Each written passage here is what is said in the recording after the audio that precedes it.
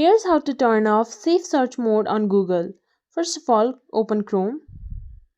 Then in the top right corner you will see 3 dotted lines. Click on it. Then go to Settings.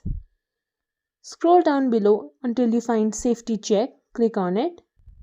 Here you can see tick mark in front of Safe Browsing is on. Click on it. Then go to Security Settings. Here you can see 3 options. Enhanced Protection, which gives you even safer search mode. Then we have No Protection, which is not recommended, but choosing this is how we can turn off Safe Search mode on Google. So we click on it. Then we click Turn Off.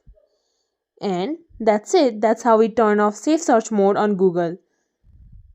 If you think this video was helpful, like, share it with your friends, leave a comment down below. Thank you for watching.